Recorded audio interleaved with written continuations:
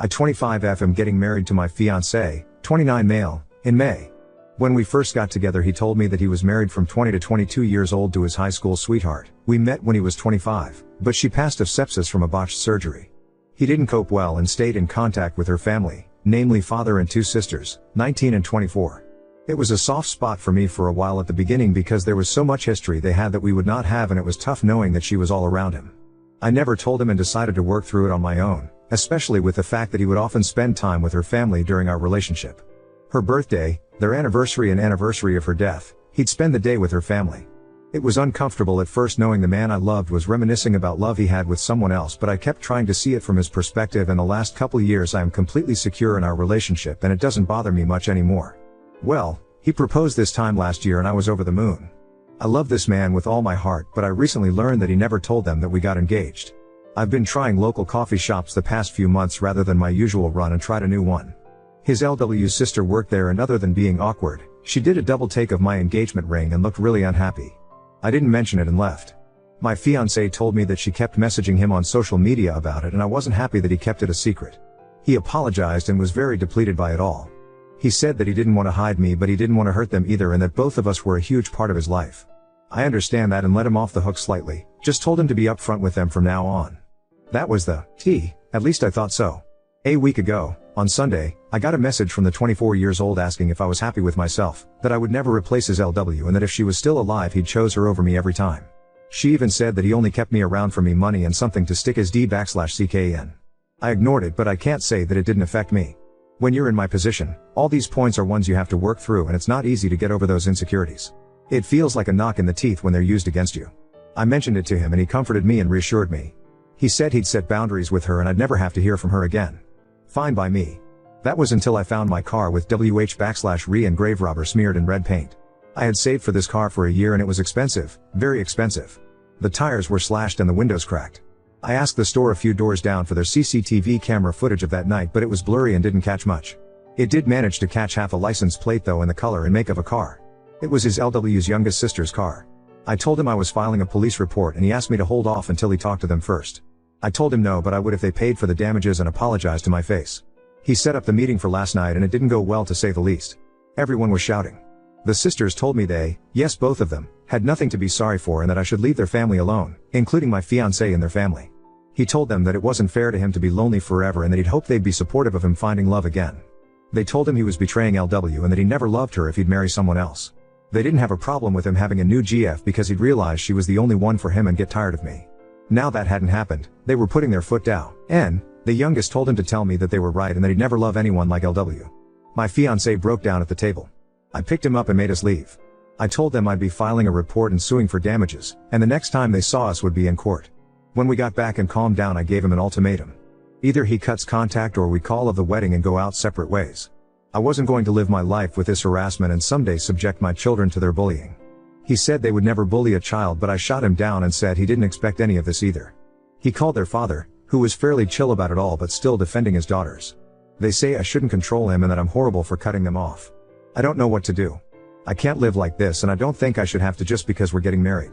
Mini update. Hey everyone, just a mini update to clear some things up before I have a discussion with my fiancé either later today or tomorrow about my ultimatum. I didn't sleep at all yesterday or the night before, for obvious reasons. There's a ding on my phone at least once an hour from them saying one thing or another, mainly the 19-yo, and I don't know what they've told people, but I've got a message from one of their uncles and grandparents calling me horrible stuff too. So obviously they've been spreading what's happened this week and twisting it. I haven't blocked them because I want to gain as much evidence as I can for the inevitable case. Regardless of any outcome with my fiancé, I will be suing and filing a criminal case for harassment and vandalism and looking for a restraining order. I just haven't had the mental fortitude to do so yet. I'm hoping my fiancé will help me. I haven't spoken to my fiancé since the argument at the table, other than to tell him they go or I do. It was my choice to give him a couple days space to come to terms with everything, and I will see. Contact him when I'm ready. All of this, from the first message till now, has been a week. It's a huge weight to contemplate leaving people you've known for 15 years and who you grew up with. He did set hard boundaries with the sister from the coffee shop, as I've seen the messages. He said, paraphrasing, "You have no right talking to Op at all if this is how you're going to behave. She doesn't deserve this and you've gone too far. Why are you being like this?" And she responded with more name calling and back and forth. He ended by saying not to message me again and to make sure everyone else does the same. I was happy with that. At this point only one person in that family had an issue, to my knowledge, so it was silly to have him cut all of them off. It may not be enough for some, but it was enough for me to feel safe and comfortable. For those saying he needs therapy and counseling, he's already getting it. He's been getting it since before we even started dating after an incident at work. I don't know about any of their family though. The first time I had a conversation with any of them was that night. Some people are wondering what LW died of, and it was a botched weight loss surgery where she died of sepsis.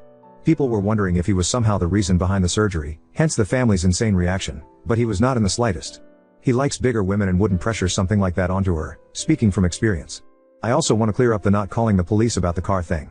It was entirely my idea to not file charges in exchange for a face-to-face apology and damage payment. He only wanted me to wait so that he could talk to her to see if she regretted it and then have her father pay the damages.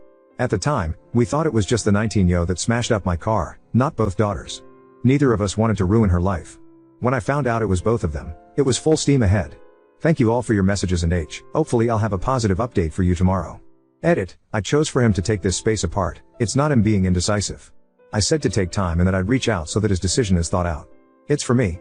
I don't want to be chosen only to be 3 kids down the line and stuck in a resentment-filled marriage. It's for me. Please understand that. Update 1. I texted him saying I thought it was time to discuss this and he was back at home not a half hour later. He'd been staying with a friend the couple nights we had no contact. We sat on our bed to talk because my back is sore from all the packing and I wasn't gonna force myself to sit at the table. Before we even got to talking he asked if we could cuddle for a minute. It definitely took some of the weight off and we were able to talk like a couple and not awkward strangers because, regardless of some people's beliefs, we do love each other and it took me a very long time to feel confident in that fact. Before anyone calls me a doormat again, no, I was still sure I would stick to my ultimatum. The first thing I asked was if he felt he had enough time to make his decision and he said he didn't need time. He was very shocked and bewildered at how so much could change in just a week and how everything he knew was shook up that he couldn't think and went numb. He did apologize that he didn't take a more defensive stance at the cafe and he doesn't want to make excuses for it. An explanation was that he genuinely didn't expect such a vitriolic response. He hid the engagement because he knew they weren't over LW's death and would be upset at the news. It wasn't like I would feel upset by them not knowing, which I wasn't really. He's known these girls since before they were in double digits and he would never have thought them capable of it. It came so far out of left field that he froze. I asked him if there was any possibility that either of them had a thing for him and he looked very confused and disturbed. I said how I've had people tell me it's not uncommon for siblings to do this after loss and he thought on it. Turns out you were right. He said the 24-year-old, about 8 months after LW's death made a move and tried to kiss him. He immediately left and told her mother about it. Mother and father are divorced now but weren't then. She was a minor at the time and messaged him saying she would be 18 soon so it wasn't a big deal. Her mother made her see the school counselor and didn't allow her to be alone with him for a while. It was years ago so he'd forgotten it even happened. He said he was sure that wasn't the case now because it had been so long but I'm not so convinced. Not that it matters anymore. He opened up his Facebook and gave it to me to read. 24-year-old had been messaging him which he ignored. She ranged from telling him off to crying and saying how betrayed the family was to trying to manipulate him against me. He said he was sure that he needed to put them behind him, and had been thinking it on and off since he proposed, but couldn't bring himself to do it. After this week, the fire was lit and he knew what he had to do. It was all just abstract until suddenly it was very real. He asked me how I've been coping and I told him. I felt like I'd done everything right but somehow things turned out worse than if I'd been the jealous type and stopped their contact at the beginning. I tried to be understanding and put in so much effort to be secure in myself and our relationship only for everything I worked on to be thrown in my face like I was a mistress that was cheating with him. He didn't blink the entire time and just listened. He said he should have been more observant and realized I was struggling with this so that he could help me but I've always been the strong one so he neglected to and he'll do better. As I've said in a few comments now, his parents had him in their late 40s and are retired. He hates to involve them in negativity but I was stunned, and he said he's been talking to them about this since the first Facebook message. They were very understanding but his father took a tough love approach. He said the best quote I think I've ever heard. Get your act together before the jig is up. They offered to come stay for a while and help us move. I don't think that's necessary but I really appreciated the thought. On the subject of moving, I made it clear that I would not be living in this house any longer than I had to and he completely agreed. His parents offered to find us a place in their state if we wanted to have more of a support network and I'm honestly considering it after all this. They're only a state away from my own family so we'd be a lot better off. His job is remote and I should be able to find work there easily enough. I've been in contact with a friend who's a mechanic and they've quoted me between 1-2K for the damages, but that's in a cost estimate as a discount. A few people have said to get a real statement and to shop around. The real cost is between 4-5K and that's just for the noticeable damage. My friend thinks they've done something to the engine so thank God I couldn't drive it anywhere. He thinks I may be entitled to a replacement car altogether. If so, I will be sure to sue for it, and that's not gonna be cheap. After all the emotional things were discussed, he mentioned when would I be comfortable enough to go to the police. I made clear he was okay with that or I'd go on my own. He said, the surest I've ever seen him, that this is what needed to be done and he wasn't going to let them continue. He'd done enough to try and shield them, but he wasn't going to let it come at my expense. I'm currently in the bath frothing in bath bombs, but will be going to the station as soon as I'm done. He's downstairs right now printing out the new quotes from the mechanics and the messages 24yo sent him over the past couple days so we can go prepared. People have said that nothing will come of it, and you may be right. But I have to try. Hoping my local police don't have anything better to do. It's a small town. To finish, I made a point of asking again if he would cut them off or I had to go. He didn't miss a beat and said that they're no longer going to be a part of his life, even if I decided to leave. He did ask for one last meeting to say goodbye to her parents and to put a close on that part of his life, and to explain to the girls that this is not my fault but his decision after seeing how cruel they were capable of being. After that, we would block them on everything and move forward. I was completely fine with that. So, there we have it. Writing all this out and being able to talk to people about everything has been both helpful and a good distraction from the dumpster fire that was my life, and everything worked out as well as I could have hoped. Update 2. So we drove down to the police station with our block of paperwork and had a couple hours talk. They were so sweet about everything. As some of you expected, they did say I should have come earlier, but they didn't really care because it was only a few days. They said that it often takes people about this amount of time to actually file charges if they weren't an immediate threat or danger, so unless someone was about to throw punches, I handed them everything and it looks like I've got plenty of evidence. They'll be contacting my insurance on my behalf to get the ball rolling, and so they can come to do a check of my car themselves. And then they can open a claim with me if I want. They're not filing a claim, they're just notifying about the criminal damages. I've filed criminal charges for harassment and vandalism, and they'll notify me with more details about my restraining order this week. My fiancé told the police that he was planning on meeting with LW's family and asked if that would contradict my case, and they said no. We're not married at the time of filing, so legally we're two separate entities in the case. Or something. So, my car is totaled. My mechanic friend, I'm gonna call him Tom because I can't keep saying my mechanic friend. So Tom and his partner at the shop did a full check on my car, and this is the damage they found. Shattered windshield, 4/tires, 2 broken windows, paint, obvious, I think, unknown substance in the engine oil, battered bodywork. They said with this amount of damage, I should just go for a new car, so that's what I'll be doing. If anyone is curious, it was a Volvo. I'd always wanted one and managed to buy one new 2 years ago. Either they get me a new car if they'd be set back about 60k. Either way I'll be alright. The amount classifies the vandalism as a felony, so they could be looking at jail time too. My fiancé met with the family on Saturday and Tom sat by the window. I currently live in a one-party state, so as long as my fiancé consents, the recording can be used in my case. While it may not be as drama-filled as some of you may want, it was still pretty stressful to see. They met at the same cafe that we did before, and Tom sat a few tables away. Fiancé arrived after their father and before them. For the best, because they managed to have a calm conversation for once. Fiancé told him how he was feeling, and Phil was very understanding but still trying to minimize. He was saying things like, you know, they miss LW and they'll come around and just need time to come to terms with you moving on. He kept trying to initiate paying for the damages, but fiancé wouldn't talk about it until the sisters arrived. It was like butter wouldn't melt with the 24yo, but 19 came in like the Tasmanian devil. My fiancé didn't acknowledge anyone until it had all settled down, where then he said this would be his last meeting with all of them and they'd be going their separate ways. He turned to the girls and said that he would miss who he thought they were, but the way they could treat people horrified him, especially me. He said that this was all him and they needed to accept that I was not to blame. He even said that it was me who offered the apology in exchange for not filing charges.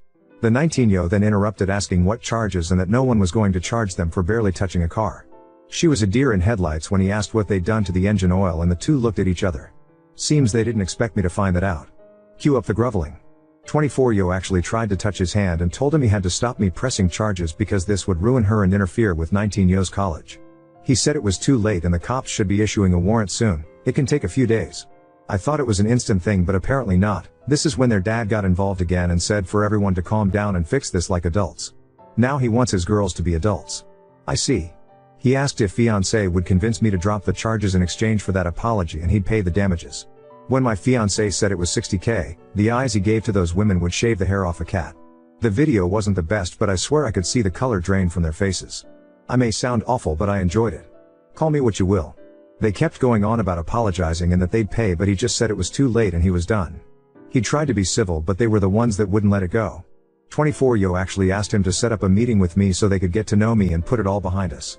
He didn't reply, and after the silence they piped up again like, so she won't even meet us?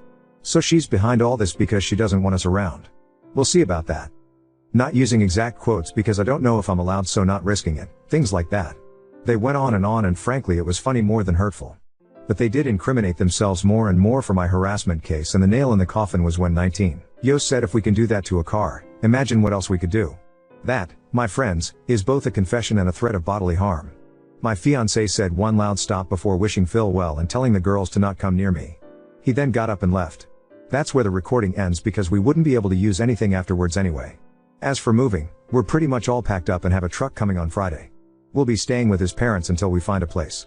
We're looking at buying this time but might get an RV in the meantime so we're not all stepping on each other. I doubt his parents would mind at all, but this is the last update for a while, I think. I have a wedding to finish, a venue to change, new invites etc. and less than 2 months to do it. Send help. But thank you all for being ears and helping me get through this. If only to distract me from ruminating and digging a huge mental hole. Update 3: calling the past few months a roller coaster wouldn't quite do it justice. A lot has happened and I hope I don't leave anything out. Here goes. So, first off, we've moved away. We're only a couple towns over from my husband's parents, legally, but we kinda just live in their backyard and my own are the next state over. Hallelujah. It's been really great living in our new RV and we've been able to take small trips now and then too, which has been great for a breather. Took a chunk out of our house savings but we're not too worried about it. Looking for a house has been fun too. I can't speak to what might have happened but by a stroke of luck, the warrants came through the day before our moving day and the sisters spent the whole move in police custody. I'm sure it was not as formal as cuffs and interview rooms but I like to imagine it that way. So we didn't have to deal with any drama that for sure would have happened otherwise. As I said before, we didn't block them because we wanted to keep the line open for more evidence and boy was TH at a good idea. 19 Yo has only now stopped sending me messages. Started off pleading and hoping for a meet-up, then went on to calling me names and such for trying to ruin her life, but the past few weeks have been pure rage which has been draining if entertaining. She says she'll find me and I'd better watch my back blah blah blah. My printer has been working overtime, as you can imagine. So many receipts to give my lawyer. 24 Yo is still working on my husband but it reached a head a few days before the wedding. We should have changed the dates but it just wasn't feasible. We had family from all over that had taken time off work and we really wanted everyone there after all that happened. She tried to call my husband over a dozen times and actually left 2 voicemails. She was crying and hyperventilating saying how she didn't want to lose him. For those of you who said she still had a thing for him, ding dong. My husband listened to the voicemails with me and she just rambled. It was actually quite sad. She said that she always thought they would be together because they've been through so much together and it felt right. She blamed him for leading her on and making her fall for him only to choose someone else that he hardly knew. She even said she felt replaced, which made me uncomfortable. All of this all the while degrading him for betraying his LW by moving on at all. I genuinely do not understand her logic. As for my car, we found out what the unknown substance was. It was antifreeze. The entire engine was written off and, with everything else, my insurance launched a case against them for the cost of a new car. I was expecting $60K or so but Tom, my mechanic friend, said to ask for more based on current market value and such. They came back with a new offer of $75K. It took over a month for the money to hit my account but I got it. As for the case, I'm no longer going after them for the repayment, my insurance is, so that's one less thing I have to worry Abu. As far as I know, their father is paying for their legal fees but I doubt he'll pay back the insurance company for them. There is still a case against them for harassment and threatening behavior and I'm suing for the money it took to move away and emotional distress. My lawyer says they'll be liable and it's looking like they want to settle. I don't feel great about going for emotional distress but after everything they have done, it sure was emotionally distressing. The courts are moving slowly so I don't have anything new on the criminal case yet, other than that they are going to plead guilty. Shouldn't be long now and it's looking like they're getting probation and mandatory anger management. Not a stint in jail but oh well. At least they'll both have a record. My husband was down for a while since we left but he hasn't wavered in supporting me. He's getting back to his old self now that he's settling in at work here and he's enjoying being closer to his parents. It's been great for our relationship too because we all get on so well. As of the 21st, I'm a married woman. It was very hectic and stressful to change basically our entire wedding in 2 months but we did it and our guests were so understanding. We had to settle for a few things like our cake and catering, but everything else worked out amazingly. Now, we couldn't imagine it any other way. It happened as it was supposed to. All in all, things are going well and thanks everyone who got invested.